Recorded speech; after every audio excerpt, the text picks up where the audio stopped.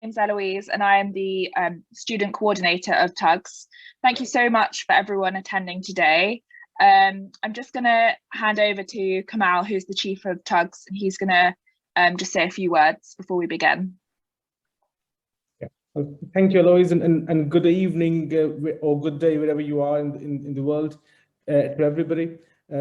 First of all, huge thanks to Dr. Murto Folletto from Italy, who's devoting his time to this session, and colleagues from around the world are supporting TUGS for free, and we're grateful to them. And to be honest, we're not grateful because we're all doing it for each other. So it's all our project. It's not my project at all. And the second thing is Eloise and a team. I have to mention, Eloise, I'm impressed by your leadership potential and everything else that you're doing. And Kiran Akmal, who's a part of your team, and Will Cambridge, I know Will from before, and you're all doing a great job. And I think what you're doing is you're showing students that everything we can do together. On TUGS, there's no difference between you and me. Of course, at workplace, when you come to my unit as a medical student, there'll be some differences because there's an automatic sort of relationship barrier or hierarchical barrier, if you like. But on TUGS, we're all equal, and I would like TUGS teaching wing to develop really. I would personally like TUGS students to take control of their own learning and education and get involved with research. There are dozens of things we could do at TUGS together, and hopefully the TUGS teaching students wing will grow and grow and grow. So with that, I will not say anything else. And in fact, I don't even intend to stay here because I don't want to interfere with Murto's teaching, and I'll leave it over to you all. Have a good evening. Enjoy your learning. Bye-bye. Bye. Thank you. Thank you, Dr. Kamal. Thank you, Murto. Bye-bye. Bye. Bye. So if you don't mind, we can start. And I hope that you will be very interactive because this can be a really tough topic. And as I said, please do not hesitate to chat with Eloise that she will forward any inquiries to me. Okay, let's start because I think this is something that is really interesting for medical students and also for medical doctors because we are not dealing with cancer, but we are dealing with something that can really be very troublesome for normal people. And we will focus mainly on a part of our body that is just in between the chest and the abdomen. So we will discuss regarding the lower esophageal sphincter area. And you all should know that this is a very critical area in terms of symptoms, in terms of diseases, and we will discuss more in depth as we will go on. The topic that I was assigned is GORD, that maybe in UK it is called GORD because you are used to call esophagus with O. But anyway, we will talk about the gastroesophageal reflux disease. That is, of course, a condition that develops when something is going back from the stomach to the esophagus, as the name, as it is named in the definition. Of course, there is usually some physiological reflux, especially in kids where the LES is incompetent, especially in the early days of our life. And some reflux is always physiological, especially after the meal, because the stomach is somehow dilated, and that is to say it can stress the lower esophageal sphincter mechanically. But there are also pathological reflux that is associated with symptoms or with injury to the lining, to the cell lining of the EG junction. And also it can be really very troublesome for the life of the subject who is affected, because it can arise symptoms that during night, that is to say heartburn and pyrosis and acid reflux, acid in the mouth by night. So the lower esophageal sphincter is a barrier just to avoid reflux of the gastric content into the lower and the upper esophagus. And there are some so-called means of constraints, something that is keeping the stomach inside the abdomen, and they are made of, the phrenoesophageal ligament and also the sling fibers of the cross. And there is also a valve effect that is determined, that is a dynamic sphincter effect that is made from the sling fibers of the diaphragm, and also from the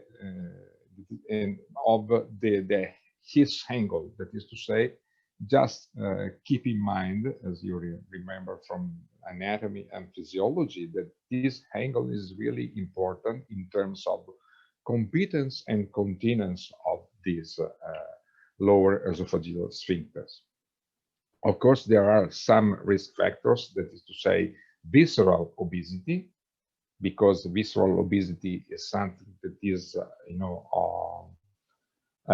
pushing within the abdomen, and we all should know that in the chest the pressure is negative, but there are also some substances that can impair the lower esophageal sphincter, such as alcohol and smoke, that somehow impair the competence of these sphincters.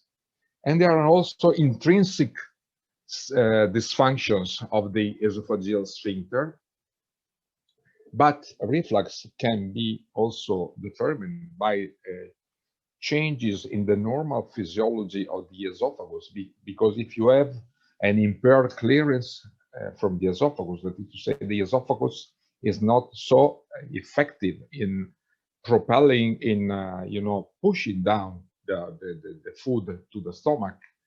Of course, this may be a cause of reflux. Sometimes, but rarely, an excess in gastric secretion can be the cause of symptoms and of the disease. So what's behind the GORD? Behind the GORD, there is an incompetent lower esophageal sphincters that can be elicited also by the presence of the hiatal hernia that somehow shift the lower esophageal sphincter into the chest, or maybe impair the function on the sphincter, or maybe impair also the function of the esophageal clearance. As you can see, a sliding hernia or a paraesophageal hernia somehow impact on the lower esophageal sphincter. And we should remember and keep in mind that hiatal hernia is a frequent occurrence in patients with obesity. You should all know that BMI is the main determinant of obesity, and in 15% of patients with class 2 obesity, the hiatal hernia can be evident, it can be present, and can be elicit some symptoms. What is the main determinants of lower esophageal sphincter's function?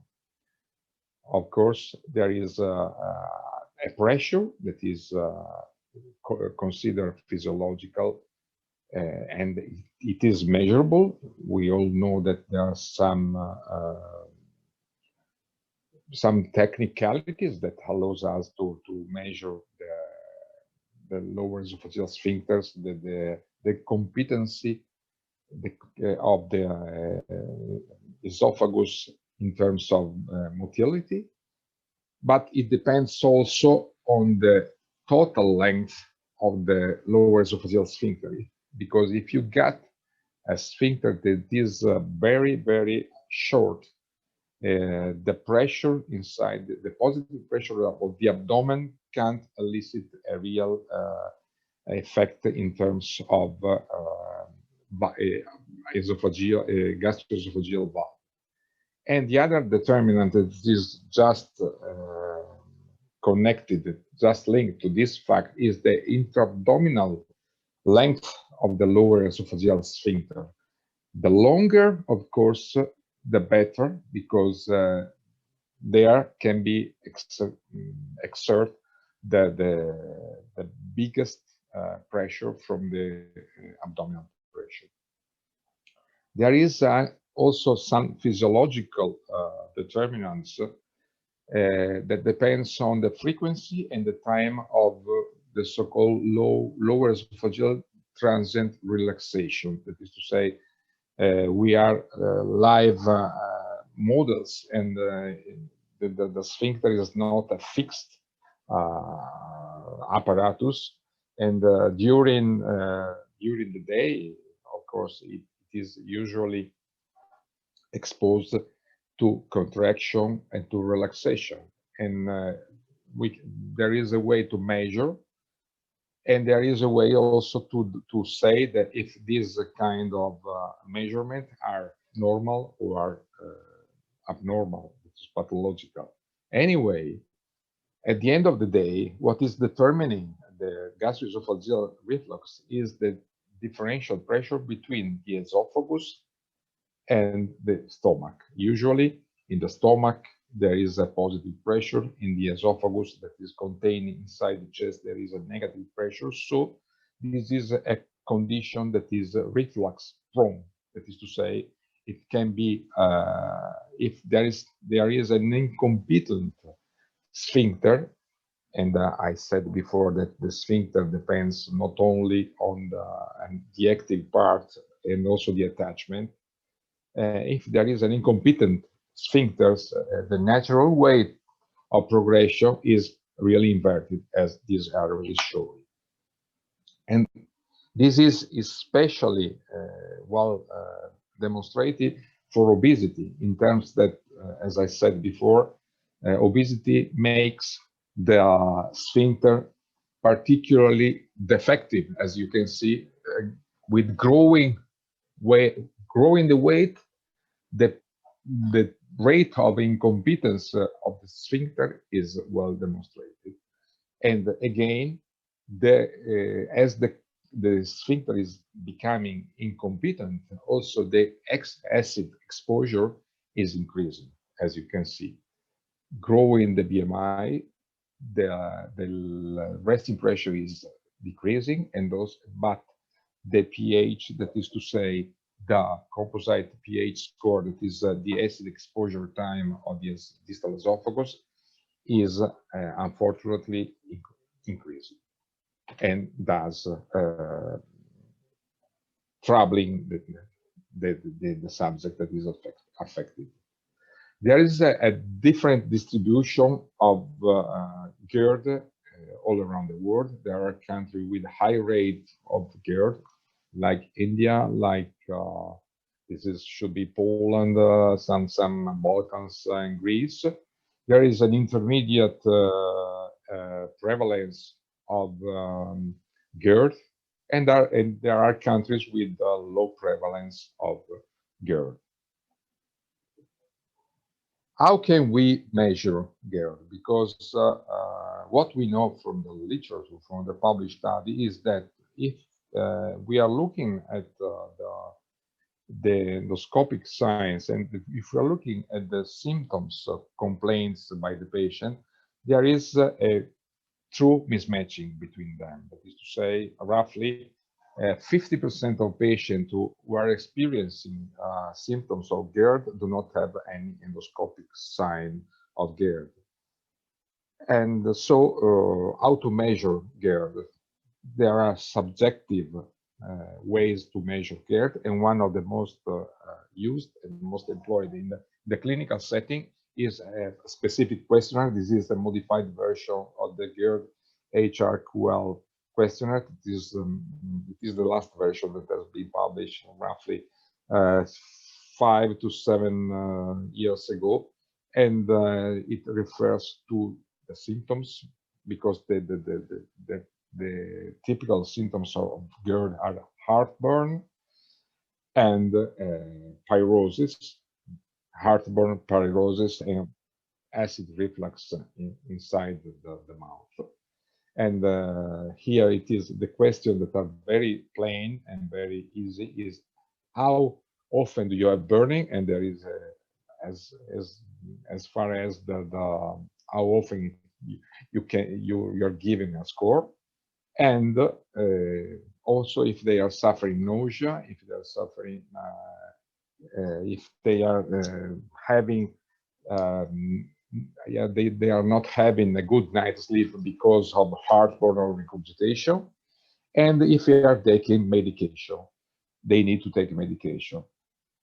And the questionnaire is considered positive for score more than 8. That is to say, if you are having a patient with a score more than 8, you had better offer him upper GI endoscopy, because otherwise the empirical way to treat GERD can be a little bit misleading and maybe dangerous for the future of the patient.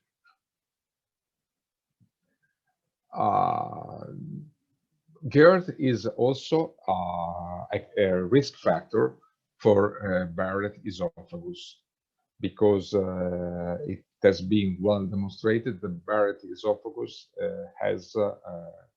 is somehow linked with the GERD symptoms, and this is something that we will touch later, but we should just mention it, because GERD and Barrett esophagus are risk factors for adenocarcinoma of the EG junction. That can be a major, I think, challenge in terms of treatment and in terms of survival. As we said, there are typical GERD symptoms that are heartburn and regurgitation, but they must be frequently evident during the week.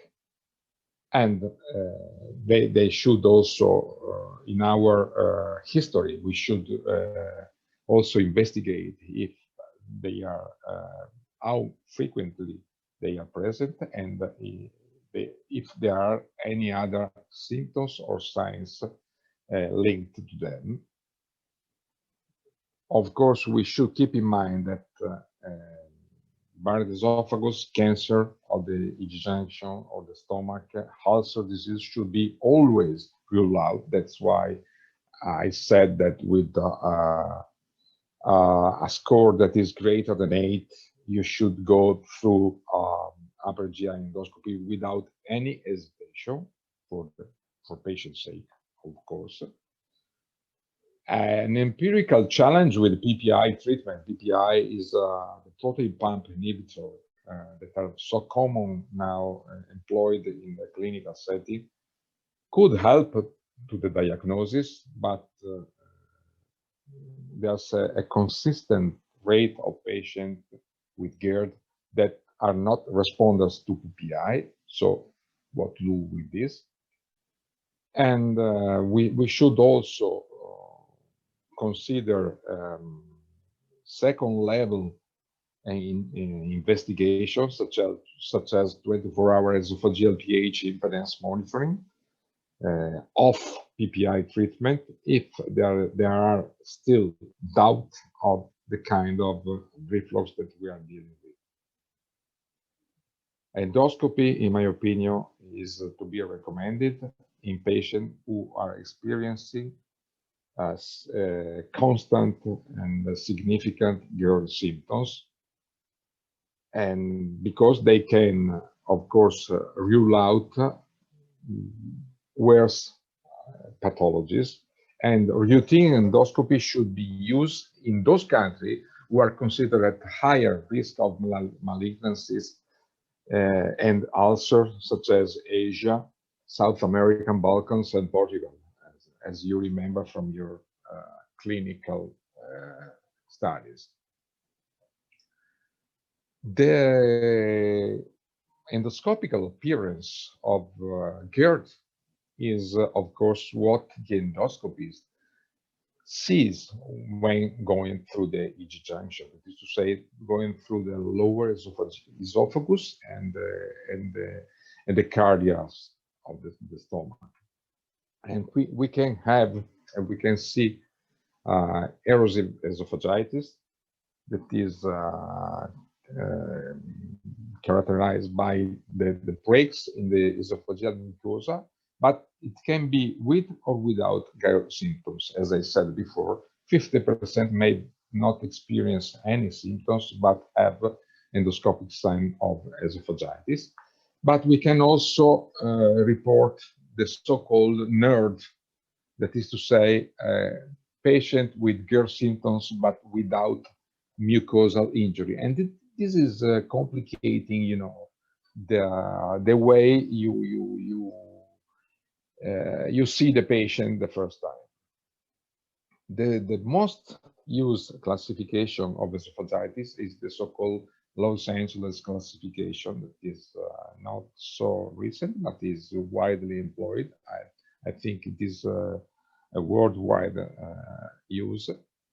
And it is graded into 4 grades according to the length of the mucosal break and to the extension of the erosion. And you can see from this picture that this can be really very easy for not only for the skilled endoscopist, but also for those who are approaching endoscopy for the first time. But you must keep in mind that this can be. And then this is another picture that is corroborating what I said before. There is 4 grades esophagitis, and as you can see, it is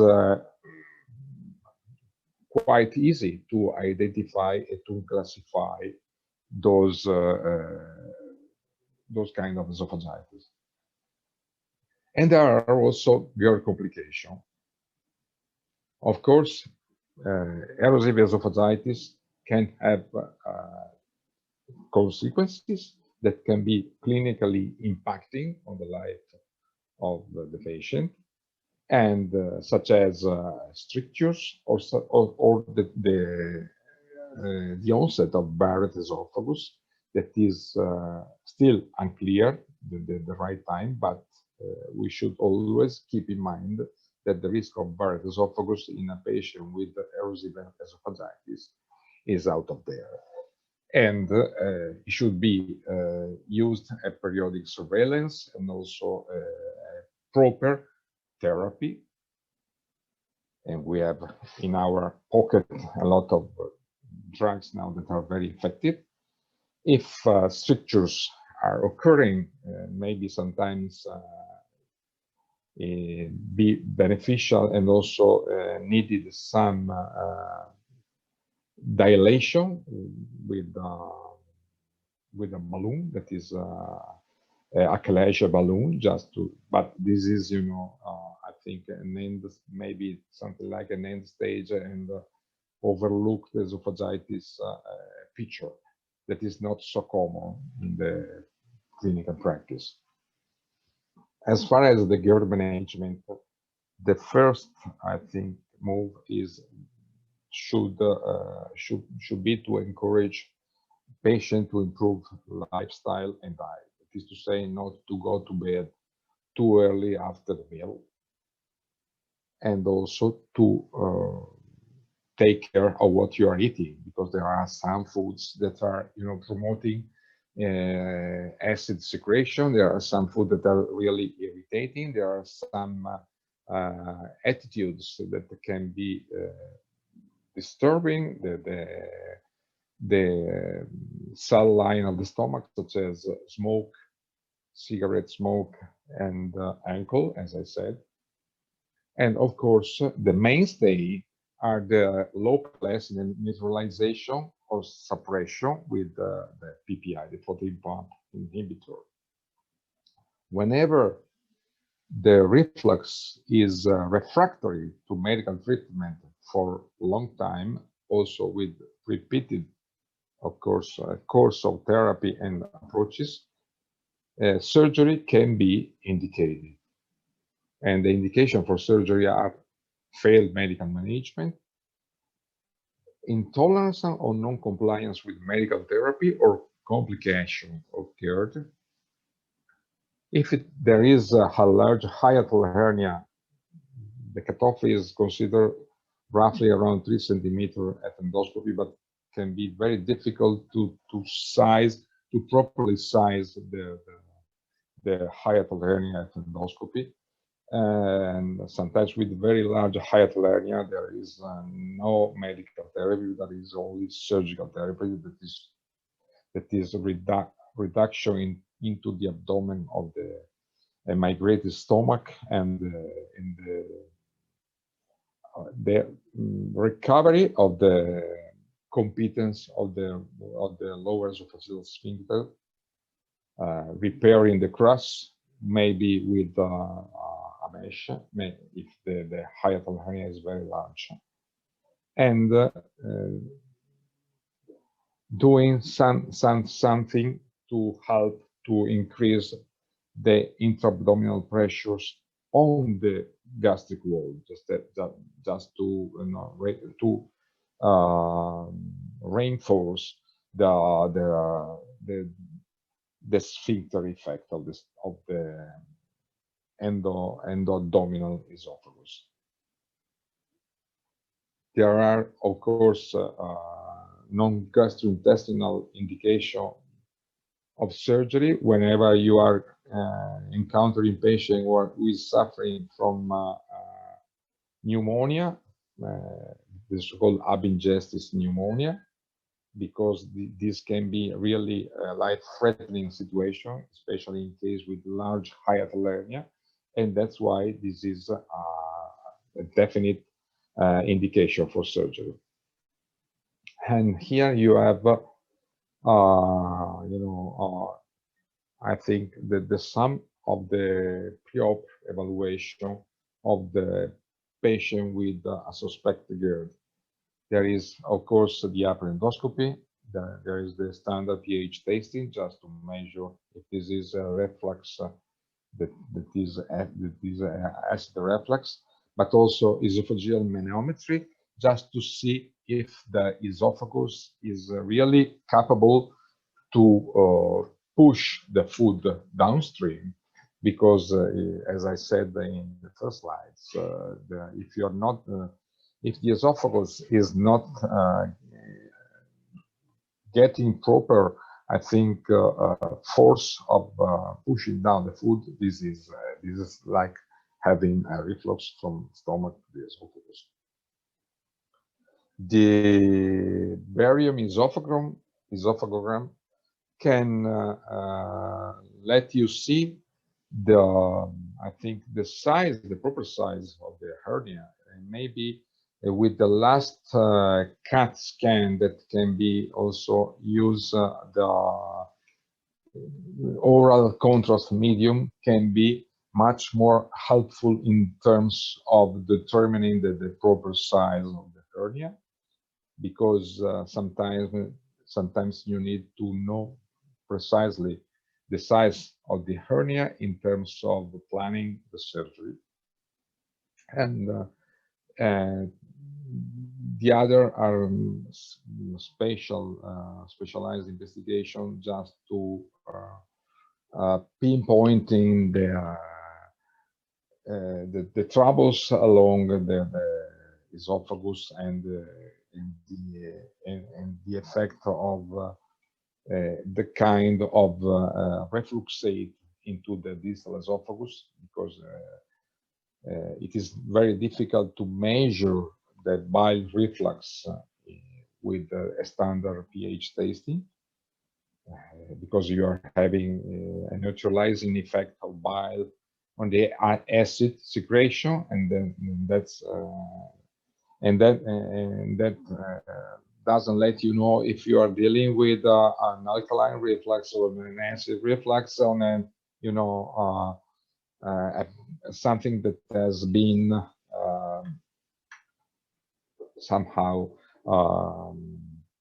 neutralize effect, and that's why you need those more sophisticated investigation. And I think that the last to be mentioned is the gastric empties study that can be performed with the old technique of the scintigraphy, and this is more beneficial for assessing patient with gastroparesis or outlet obstruction that are difficult to be investigated with different techniques. One of the mainstay of the assessment of the patient with suspected and I think assessed GERD is the pH monitoring, and the pH testing can of course allow to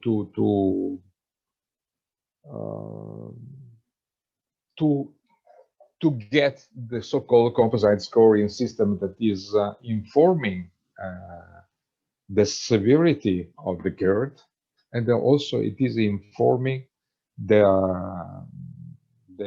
need for surgery. It is based. This was developed, I think, in the last years of the 20th century by the Mister in Los Angeles, and it is widely used all over the world, and it is based on the percentage of total acid exposure, that is to say total time at which the LES is below, the pH of the LES is below the 4, and also in terms of whenever this is occurring, whenever the patient is upright or supine. And also it is based on the number of the reflux episodes that are measured by the probes. And this is a very, very simple way to have a hint of severity, because a normal value is considered below 14, and whenever you are going, you're reporting a value greater than 14, something wrong is happening in the lower esophageal sphincter, and something more aggressive should be considered. What can we do to tackle GERD? Nowadays, we got a wide and broad spectrum of possibilities, starting from minimally invasive, that is to say, endoscopic deployed technique, such as radiofrequency RFA, radiofrequency treatment RFT, with aiming at producing scar tissue and thus retraction due to scar tissue in the LES area. The other one is it can be a transoral fundoplication that is using the technique through an access that is always endoscopic, and is using an access to the lower esophageal sphincter through the endoscopy. Otherwise, we can put something like a ring around the lower esophageal sphincter, that is to say, this magnetic sphincter augmentation via links. This is the device that is this goes in the sphincter competence augmentation. But you should keep in mind that can be also have some drawbacks. That is the erosion of this device inside the LES wall with the migration, and we saw we saw a couple of cases also here that were referred from hospitals. So keep in mind that every of these techniques can have its complication. Here you can have, of course, the risk of perforation, and the perforation, as you're dealing with an area that is just across the chest, can be also lead to mediastinitis with very bad, can have very bad outcome. But I think the most surgical, the most used surgical approach is, of course, the laparoscopic or robotic fundoplication. It can be deployed according to two techniques: the toupet, that is a partial fundoplication, or an eccentric 360-degree fundoplication, complete fundoplication, that is really highly effective in relieving GORD, but can also be associated in a significant percentage of cases, roughly around 10%, with potential adverse effects such as dysphagia or gas bloating after the meal. Whenever you're dealing with very severe reflux, there is a few room for those minimally invasive endoscopic technique, although many trials have been tried to compare the efficacy of this minimally invasive with those surgical approach. But at the moment, there is no randomized controlled trials that demonstrated the superiority or the non-inferiority of this technique with the surgical technique.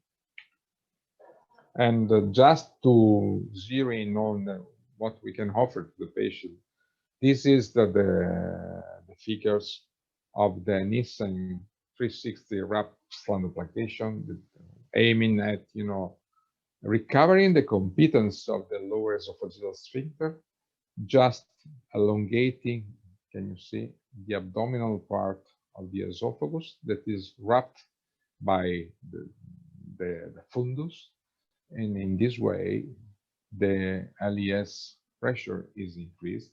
Here you can see also stitches that are going to close the crust in order to avoid migration if there is a wide crust opening, avoiding the migration, or in case of hiatal hernia that can be managed with this technique.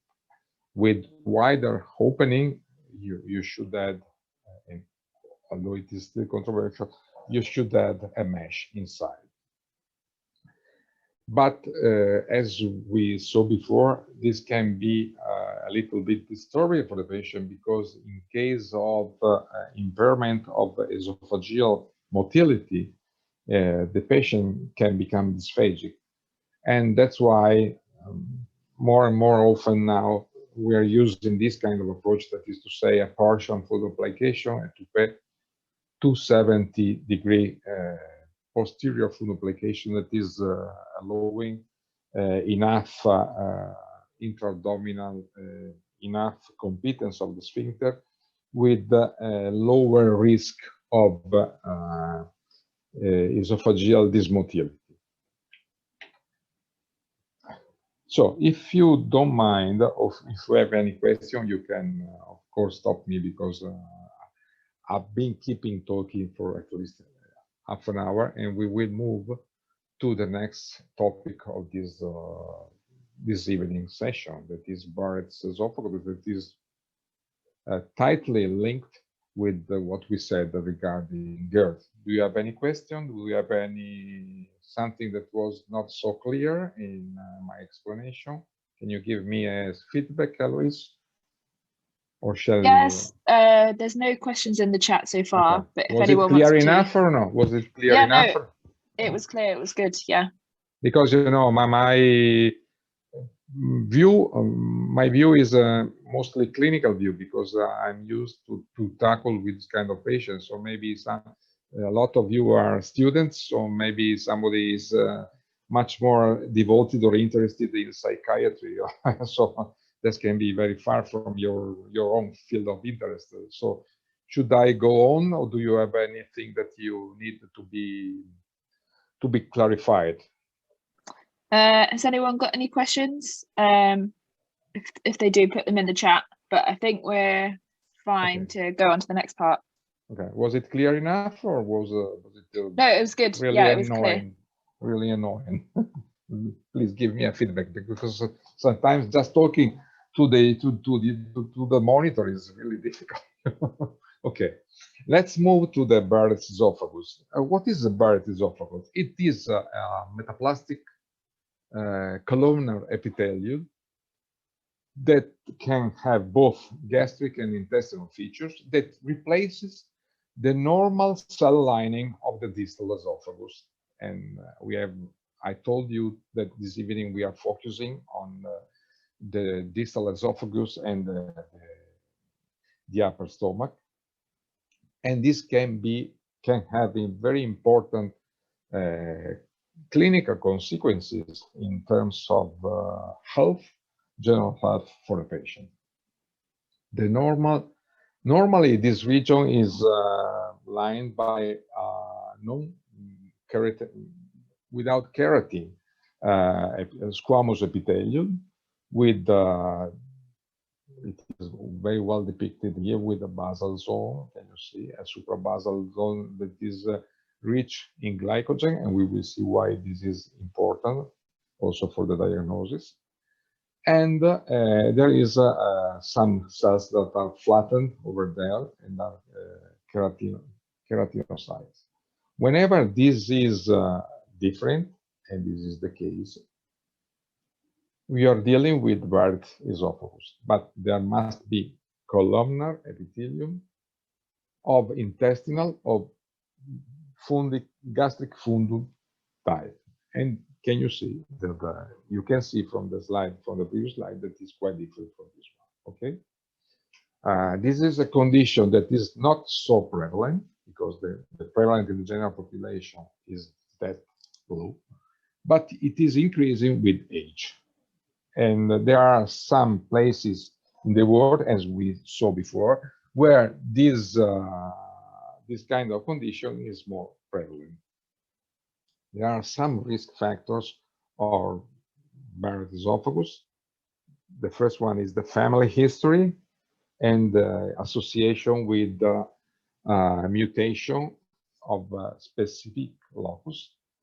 The other risk that I mentioned before is as far as for the GORD is smoking, because there is a twofold increase in risk of Barrett's esophagus in smokers. Central obesity, again, is considered a risk factor because it's promoting reflux with all its negative effect, that is to say, the acid exposure of the distal esophagus. And GORD by itself, it's a risk factor for Barrett's esophagus with a five-fold increased risk. The main cause of Barrett's esophagus is the acid exposure of the lower esophageal sphincters of the distal esophagus, but there are also some other cases that are the nitrosous compounds that are referred to specific risk factors of the way people have food, such as in countries with high risk of Barrett's, that is Latin America or maybe Portugal, and also the presence of bile. Bile is destroying because it has a very strong lytic effect. It can, of course, dissolve the superficial lining of the esophagus and the proximal stomach, and thus in increasing the penetration of these reflux aid inside the superficial lining that are protected. And the squamous cell that are supposed to be very, very tough and very efficient in terms of defense from these offenders are replaced with the metaplastic columnar cell. This is the proper definition of the Barrett esophagus, metaplastic columnar cell. And it is not really well known where they originating from. Somebody says that they are originating from the stem cells that are within the EG junction. Somebody else say that they are coming via the bloodstream directly from the bone marrow. But anyway, this is something like something that is something regarding an adaptation technique to chronic reflux. And gastroesophageal reflux is really a mess, and it can be caused and it can be elicit also a lot of troubles. As you can see, this is a very, very busy slide, but there's a lot of factors in GORD, and there's a lot of factors in Barrett esophagus. At the end of the day, this can unfortunately lead to esophageal adenocarcinoma. What are the typical symptoms of Barrett esophagus? Unfortunately, none. It's not going on. Unfortunately, there are no typical symptoms. We are not dealing with symptoms like GORD, but they can suffer from GORD. What are the main diagnostic tool for Barrett esophagus? Of course, the mainstay is endoscopy, because you can see directly the junction, the status of the cell lining, and also the evidence of something that is wrong. The most used criteria to assess the Barrett esophagus are the Cole-Preg criteria that describe the location of any visible abnormality within the Barrett's epithelium, and associated with the presence of absence of the erosive esophagitis. And of course, this should spur a biopsy in a precise region.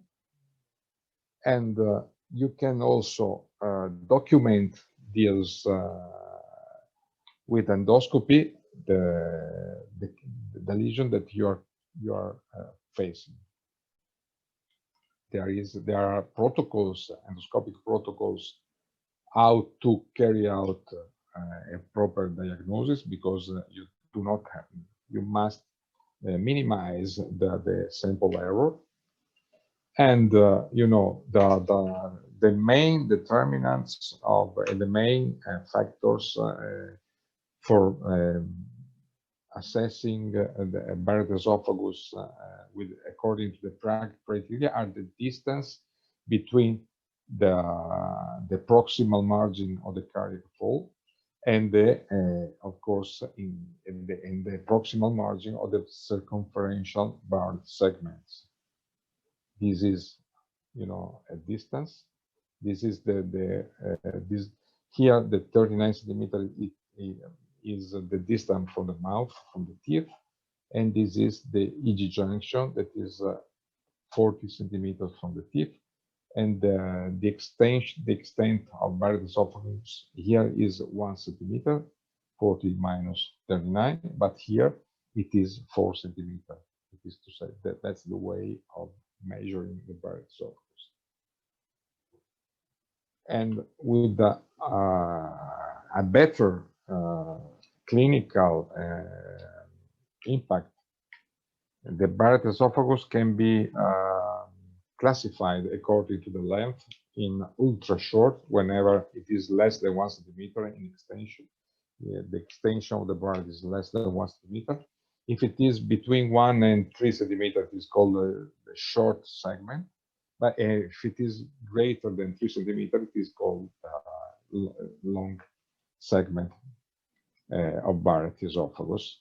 And this can be easily measured through an endoscopic. There is, of course, a histopathological classification that is referring to cytological abnormalities of the cells that are present, and also the pattern of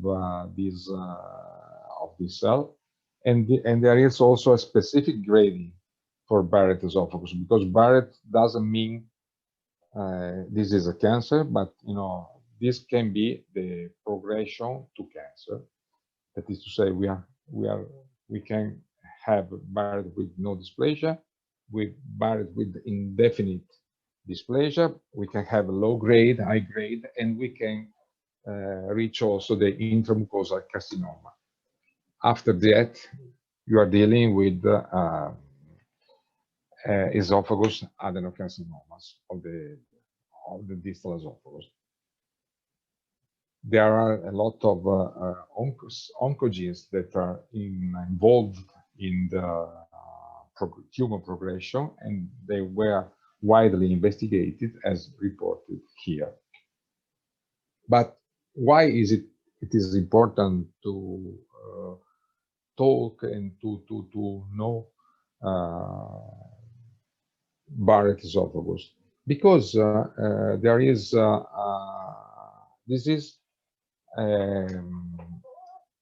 this can be a progression to cancer, and the risk is tightly linked to the classification of the Barrett, because as you can see, this is esophagitis.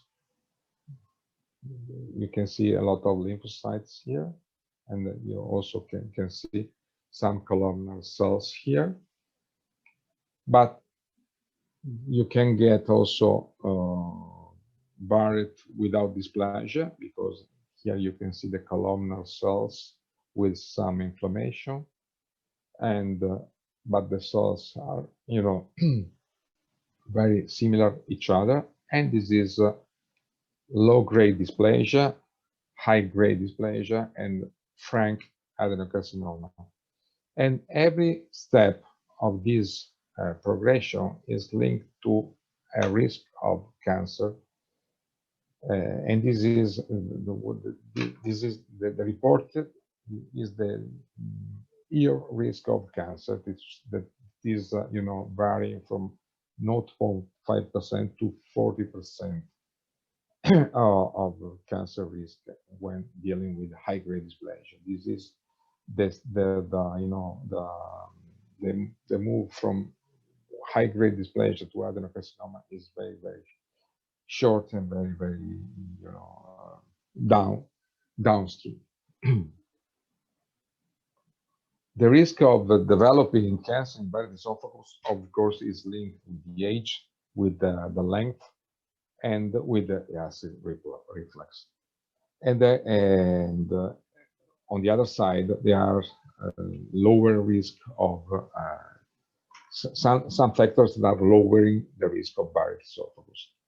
But now, out there are new imaging technologies that can allow us to assess better Barrett esophagus with better sensitivity and better also specificity, such as autofluorescence, that is using the fact that the normal tissue have an autofluorescence, and this is the aspect. The area that are not green, that is to say without autofluorescence, are area considered of Barrett esophagus. you can see here. It is very, very easily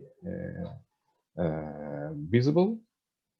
And the other technique is using techniques of chromoscopy. That is to say, cells are catching some chromoscopes, and here again just administering some chromophores that are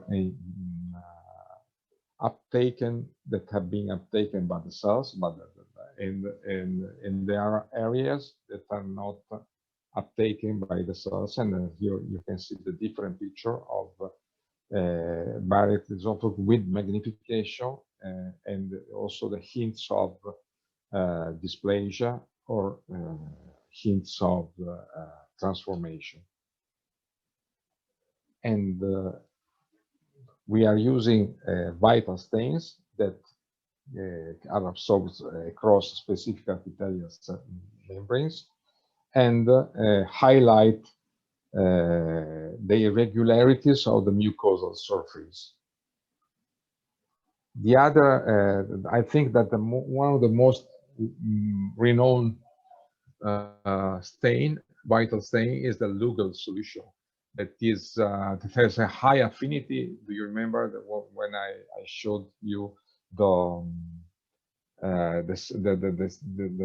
slides of the histological, the histology of the lower esophageal sphincter? There were a lot of glycogen drops, and the normal lining is with glycogen. The Barrett esophagus is without glycogen. That is to say, at the endoscopic image after Lugol chromendoscopy, the unstained small area is that of Barrett's. And the same can be achieved with the methylene blue dye that is also staining the normal part. And because it does not stain the normal epithelial lining, but the abnormal areas, because they are absorbed by, actively absorbed by intestinal and colonic epithelium. And the last technique is the use of acetic acid that is selectively uptaken by the cell, as you can see here. After rinsing, after applying the acetic acid and rinsing the mucosal, the areas of Barrett esophagus are very evident and can be used for classifying and grading the extension. No, we can skip this one because it is in terms of practicalities, that is to say, in terms of real life clinical attitudes. Whenever you're dealing with no dysplasia with a short Barrett esophagus, it is advised, the patient are advised to have an endoscopy every 5 years. If you are dealing with Barrett esophagus that is longer than 3 centimeters, the surveillance should be used every 3 years. And if you are dealing with a very long Barrett esophagus, the patient should be referred to a Barrett esophagus expert center. Low grade of dysplasia, whenever present, should be submitted to endoscopic eradication, that now it is widely available. The so-called, it is something like a POEMS technique, that is, it is a peroral mucosectomy with surveillance and follow-up every 6 months. If we are dealing with indefinite dysplasia, you should optimize anti-reflux therapy and repeat upper GI endoscopy. But if you are dealing with high-grade intramucosal carcinoma, the treatment is endoscopic eradication, of course, associated with GORD management, and if it is necessary, anti-reflux surgery. There are, the mainstay, as I told you, is the endoscopic resection. There is some room for this kind of alternative therapy, but in case of moderate or high-grade dysplasia, the mainstay is endoscopic resection.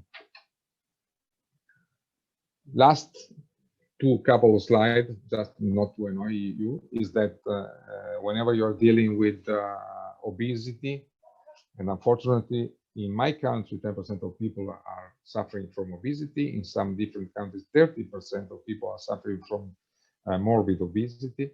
GORD and Barrett are increasing because the obesity is considered a risk factor, and this should be kept in mind whenever you're dealing with bariatric surgery. And this is especially, I think, evident now that sleeve gastrectomy is one of the most used bariatric operation, and it can be something that elicit GORD and promote Barrett esophagus, as it somehow destroy the angle of his, extensively dissect the esophageal ligament.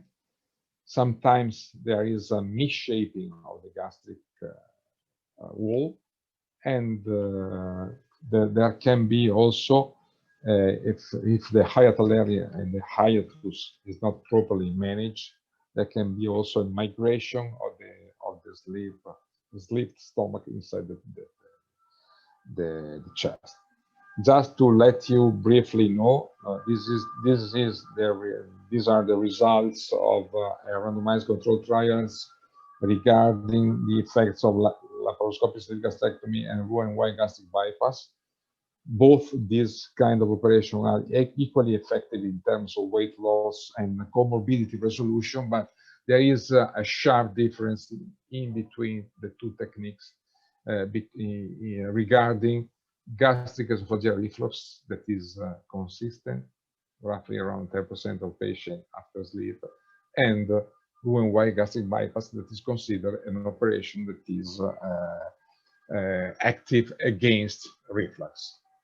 But therefore, Barrett esophagus should be considered a relative contraindication to sleeve gastrectomy whenever present, and the upper GI endoscopy should be always offered to patients before bariatric surgery, because you can face this very, I think, challenging complication. And as I told you before, the symptoms are not correlating with the severity sometimes of the severity of the endoscopic features.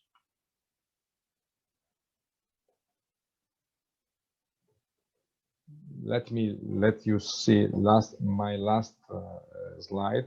This is a paper that we recently published. It is a multicentric paper, and as you can see, just to I think corroborate what I said before, we reported a nearly 20% of incidence of Barrett esophagus after sleeve gastrectomy during follow-up, during patient follow-up.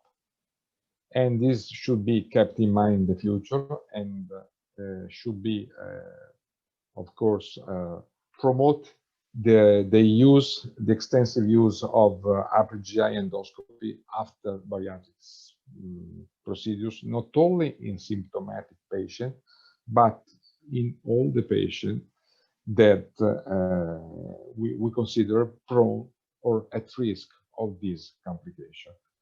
And this is my last slide. I hope not to have annoyed you too much, and I hope to give you some, although sketchily, some information regarding this very, very short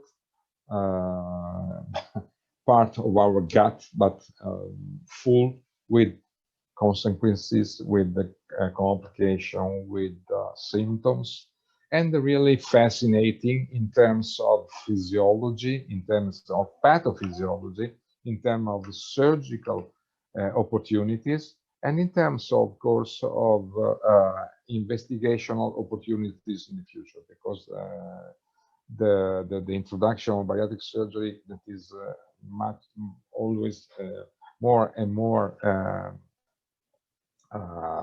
undertaking will elicit in the future much more patients with this kind of suffering. Okay, let me say thank you for your attention. I hope it was, I think, for you something that can stimulate your interest and your and makes you eager in the future to furtherly investigate this part of our body. Thank you very much, and again. Thank you so much. There's a few questions, if that's okay. Okay. So someone has asked, during the management of low-grade BE, which is done first, mucosal eradication or anti-reflux? If you are, it depends on the functional studies of the, as I mentioned. That is to say, whenever you're having early esophageal adenocarcinoma, and during you should not only take endoscopy, but if you have some doubts that the esophagus is not properly working, you should go through a pH monitoring test, just to say if the esophagus can be efficient, because otherwise you should have some tools to improve the competence of the LES. But if you are dealing with the EAC, first you should tackle EAC, and then during the follow-up you have all the time just to deploy the proper clinical solution. Someone else has asked, what is the management of erosion of the magnetic devices into the GEJ? The erosion of water? I didn't catch. What is the management of erosion of the magnetic devices? Oh yes. That's a good question. There are two ways to manage. For people who are familiar with this kind of device, sometimes these are chronic erosions, and sometimes you can leave the device to completely erode through the wall. But if you are not familiar with this kind of device, or if you are having, what is acute erosion, it is really challenging, because it's like a perforation in that area, and maybe you need double exclusion. I don't know if you know what is double exclusion, to say pharyngostomy or esophagostomy and gastrostomy. Is it clear enough? Yeah, I think that was, yeah. And then Alessandro has asked, how often are you exposed to Barrett's esophagus? How often do you see it in your department? I didn't catch your point. Sorry, can you repeat, please? How often are you exposed to Barrett cases per year in your department? So how often I'm experiencing what? Yeah, Barrett how cases, often? How Barrett, frequent? Yeah, how frequent? The Barrett, you said, yes. Yes, yeah. Yes. This is what I said before. As I showed you, that the incidence, the prevalence of Barrett is very low in the general population, but we used to scope all the patients who are candidates for bariatric surgery. And I think that we are experiencing the same rates of the general population. That is to say, our caseload is roughly around 400, 500 caseload per year, and we are experiencing 3 to 5 cases of Barrett's per year during the pre-op workup. And whenever you are dealing with, whenever you are encountering Barrett's, we are changing our strategies and going through Roux-en-Y gastric bypass and not through sleeve gastrectomy. And I explained you before, because the Roux-en-Y gastric bypass is an anti-acid and anti-reflux operation, while sleeve gastrectomy is something that can be a refluxogenic operation. Okay, well, thank you for answering all those questions, and thank you so much, Murto, for a really good talk today. I don't think there's any more questions in the chat, so thank you everyone for attending today. And yeah, and thank you for a great talk. It was really useful. Thank you.